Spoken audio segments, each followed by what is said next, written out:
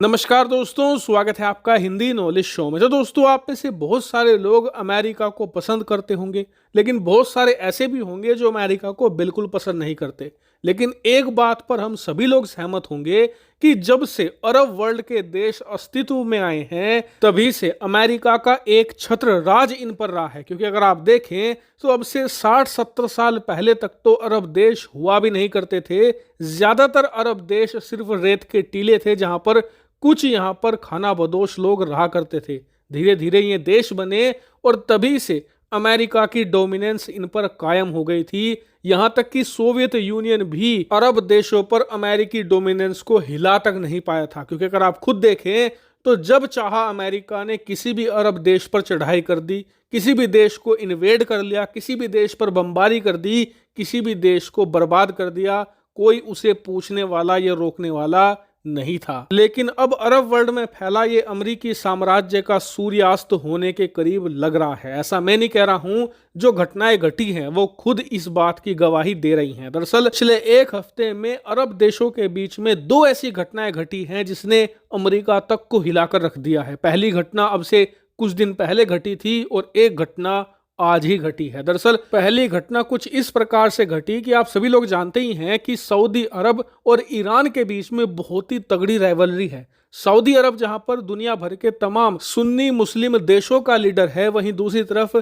Iran ऐसे देशों का लीडर है जहां पर शिया मुसलमान ज्यादा रहते हैं। और दोनों देशों में इस बात की राइवलरी है कि कौन पूरे अरब वर्ल्ड का सबसे शक्तिशाली देश बनेगा और दुनिया भर के तमाम मुस्लिम देशों का भी लीडर कहलाएगा। और ये काफी पुरानी राइवलरी है। ये आमने सामने तो खुद नहीं लड़ते, लेकिन किसी तीसरे देश में जाकर प्रॉक्सी वॉर करते हैं, जैसे कि इस समय यमन में हो रहा है। अगर आप नहीं जानते तो आपको बता दूं कि इस समय यमन के अंदर सरकार और हूती विद्रोहियों के बीच में कई सालों से गृह युद्ध छिड़ा हुआ है, जहां पर जो सरकार है उसे सपोर्ट करते हैं सऊदी अरेबिया और उसके तमाम सहयोगी देश जैसे कि यूएई, कतर, कुवैत। वहीं दूसरी तरफ हैं हूती विद्रोही जिन्हें समर्थन मिल रहा है ईरान का।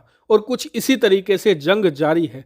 इससे आप समझ सकते हैं कि दोनों के बीच में दुश्मनी बहुत पुरानी है और बहुत ही ज्यादा कड़वी है। लेकिन अब से 3 दिन पहले दुनिया तब हैरान रह गई जब ये कड़वी दुश्मनी मीठी दोस्ती में बदलती दिखी। दरअसल हुआ ये कि अचानक से ईरान और सऊदी के बीच में एक मीटिंग हुई और इस मीटिंग में यह फैसला हुआ कि दोनों देश एक बार फिर से अपने जो डिप्लोमेटिक रिलेशन हैं उन्हें स्थापित करेंगे और दोनों देशों के बीच में संबंध सुधारेंगे। इसको लेकर एक बड़ी डील भी हो चुकी है, स्क्रीन पर आप देख सकते हैं।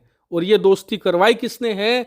चीन ने। तो यकीन मानिए, चीन की जिस तरीके से सऊदी ईरान के बीच में एंट्री हुई है ना, और जैसे इन्होंने डील करवाई है, उसे देखकर पश्चिमी देशों की नींद उड़ चुकी है, खासकर की अमेरिका की। यकीन मानिए, अमेरिका के जो पूर्व बड़े डिप्लोमेट्स हैं वो खुद ये बात एडमिट कर रहे हैं कि चीन ने जिस तरीके से ये डीलिंग करवाई है, ये दिखाती है कि चीन कितना ज्यादा करीब जा चुका है इन दोनों ही देशों के। और ये डील करवाना चीन के लिए एक बहुत बड़ी जीत है। बात सिर्फ यहीं तक सीमित नहीं है। आज एक और खबर निकलकर सामने आई है, स्क्रीन पर आप देखिए।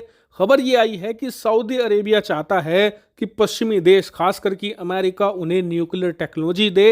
हालांकि इनका कहना है कि इस न्यूक्लियर टेक्नोलॉजी का इस्तेमाल हम करेंगे शांति प्रिय कामों के लिए, मतलब कि बिजली बनाने के लिए। लेकिन बाद में बिजली का क्या बनता है आप सभी लोग भी जानते हैं। बताया जा रहा है कि सऊदी अरब का साफ इशारा है कि या तो पश्चिमी देश, खासकर कि अमेरिका, इन्हें न्यूक्लियर टेक्नोलॉजी दे, नहीं तो ये चीन के पास इसे लेने जाएंगे। यानी कि एक तरीके से ब्लैकमेलिंग की कोशिश यहाँ पर की जा रही है। हालांकि इन दोनों खबरों को सुनकर आप में से कुछ लोग कह सकते हैं कि यार कुछ नहीं होने वाला, चीन ने ये एक छोटी सी डील ही तो करवाई है, इससे अमेरिका का जो कई दशकों का साम्राज्य है वो कैसे उखड़ जाएगा अरब वर्ल्ड से। तो आपको बता दूं कि चीन को पता है वार कहां करना है। चीन जानता है कि पूरे अरब वर्ल्ड को अपने अंडर कैसे लाना है। इसका एक ही तरीका है कि ईरान और सऊदी अरब को अपने पाले में ले आओ, क्योंकि यही दो ताकतवर देश हैं जो पूरे अरब वर्ल्ड को चलाते हैं। और इसीलिए इस डील से पहले भी चीन बहुत ही स्लोली काम कर रहा है इसके लिए। उदाहरण के लिए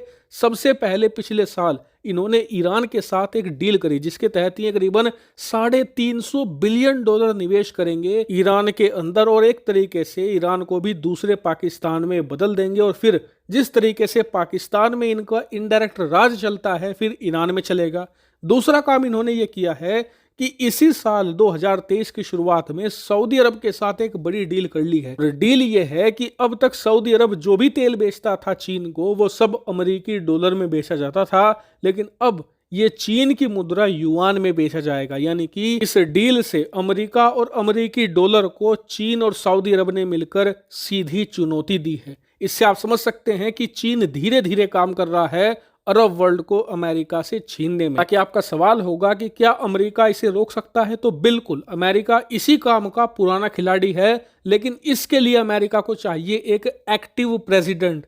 जो बाइडेन जैसा आदमी इसे नहीं रोक सकता, और इसीलिए अगले साल जो अमेरिका में राष्ट्रपति चुनाव हैं उसमें इन्हें या तो अपना अगला बराक ओबामा चुनकर लाना होगा या डोनाल्ड ट्रंप को दोबारा सत्ता पर बैठाना होगा, तभी चीन को रोका जा सकता है। हालांकि इस पूरे मामले पर आपका क्या व्यू पॉइंट है, कमेंट करके जरूर बताएगा। Thank you very much for watching video.